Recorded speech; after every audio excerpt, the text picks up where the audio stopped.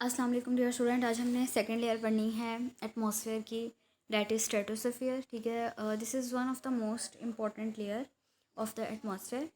इसकी डेफिनेशन भी वैसे तो यहाँ पर भी दी हुई है, लेकिन जो प्रीवियस आपने किया आप वो भी कर सकते हैं। ठीक है, this region is next to troposphere. Troposphere के बाद ये डेफिनेशन है इसकी। ठीक है, this region is next to troposphere and extend up to 50 kilometres. In this region temperature rises gradually up to 2 degree Celsius. यहाँ तक इसकी डेफिनेशन है। The presence of ozone due to absorption of radiation in this region is responsible for the rise of temperature in the stratosphere. इसके ऊपर आप heading देंगे rise reason of या फिर cause of rise of temperature in stratosphere। ठीक हो गया। तो द प्रेजेंस किसकी वजह से टेम्परेचर राइज कर रहा है? ओजोन की वजह से। ओजोन क्या करती है कि एब्जॉर्प्शन कर लेती है रेडिएशंस की, यानी जो सन से रेडिएशंस आ रही होती हैं वो ओजोन उनको एब्जॉर्ब कर लेती है। अब चूँकि वो हीट वेव्स हैं तो उसकी वजह से टेम्परेचर जो है वो स्ट्रेटोस्फीयर में इंक्रीज़ कर जाता है। Within this region temperature ranges. अब यहाँ पर आप इसके ऊपर हेडिंग देंगे विद इन दिस रीजन से टेम्परेचर रेंज की। Within this region temperature increases as altitude increases. जैसे जैसे हाइट एल्टीट्यूड बढ़ता जाएगा, लेंथ बढ़ती जाएगी, तो क्या होगा? टेम्परेचर भी इंक्रीज़ करता जाएगा। Such as lower layer temperature is about -58, यानी 12 किलोमीटर वाली जो लाइन है 12-13 किलोमीटर पे, वहाँ पे टेम्परेचर कितना है? -58। और जैसे जैसे आप ऊपर जा रहे हैं, अपर लेयर की तरफ जा रहे हैं, 50 किलोमीटर पर पहुँचेंगे तो टेम्परेचर कितना हो जाएगा? 2 डिग्री सेल्सियस का। Third stratosphere is layered in temperature. Since ozone in the upper layer absorb high energy ultraviolet radiation from the absorb, it breaks down into the monatomic and diatomic oxygen molecule. अब यहाँ पर आप लिखेंगे working of the ozone या role of ozone. ठीक है, कि ozone क्या कर रही है कि जो हाई एनर्जी अल्ट्रावायलेट रेडिएशंस आ रही हैं सन से, उनको एब्जॉर्ब कर रही है। जब वो उनको ऑब्जॉर्ब करती है, ओजोन का फार्मूला होता है O3, यानी 3 ऑक्सीजन के मॉलिक्यूल्स मिलते हैं और वो एक ओजोन को बनाते हैं। ठीक है, जिस तरह ऑक्सीजन होता है ना O2, इस तरह ओजोन होता है O3। जैसे ही सन रेस को वो एब्जॉर्ब करती है तो उसका ब्रेक डाउन हो जाता है O2+O में, एक ऑक्सीजन का मॉलिक्यूल बन जाता है। ठीक है, इसको बोलते हैं 2 ऑक्सीजन के एटम है तो डायटोमिक, और एक मोनोटोमिक ऑक्सीजन का एटम बन जाता है। ठीक है, फिर नेक्स्ट पे क्या होता है, इसके ऊपर आप हेडिंग दोगे मिड स्ट्रेटोस्फीयर की।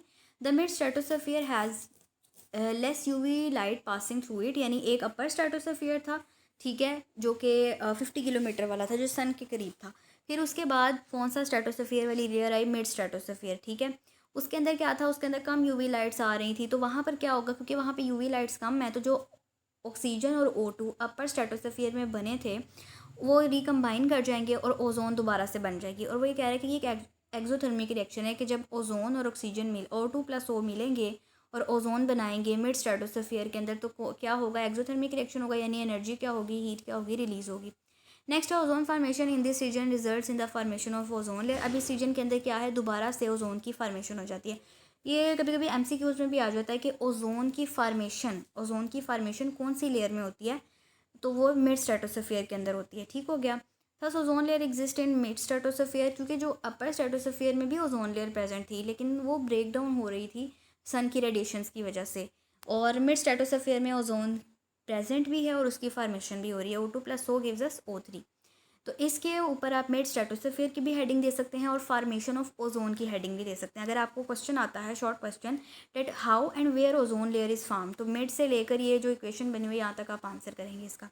नेक्स्ट है लोअर स्ट्रेटोस्फीयर। इसके ऊपर आप हेडिंग देंगे लोअर स्ट्रेटोस्फीयर की। The lower stratosphere receives very low UV radiation. Lower stratosphere चूँकि बहुत नीचे करके होता है, इसलिए उसमें बहुत कम यूवी रेडिएशंस आ रही होती हैं।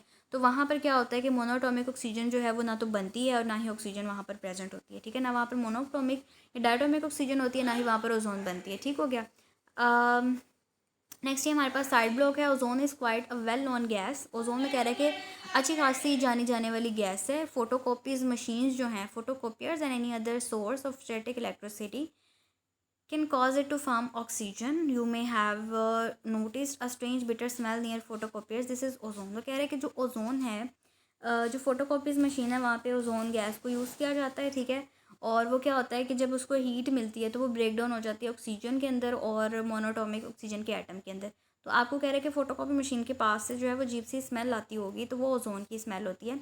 It is a poisonous gas. ये एक पॉइजनस गैस है और ये जो है and is found on hot days in badly polluted cities. और जो हॉट डेज जब होते हैं तो फिर वहाँ पर जो जिन सिटीज़ के अंदर बहुत ज़्यादा पोल्यूशन होती है वहाँ पर ये वाली जो है गैस बनती है। ठीक है, यहाँ पर जो है ये sense ozone in the upper layer absorbs, इसके ऊपर आप जो है पहले हमने जो भी हेडिंग दी थी, इसके अलावा आप जो है इसके ऊपर अपर स्ट्रेटोस्फीयर की हेडिंग भी दे सकते हैं, ठीक है। अपर स्ट्रेटोस्फीयर, नेक्स्ट आपके पास मिड स्ट्रेटोस्फीयर और लास्ट पे lower stratosphere. In this way you will write the answer of the long question stratosphere के ऊपर, अगर आपको लॉन्ग क्वेश्चन आ जाता है, ठीक हो गया।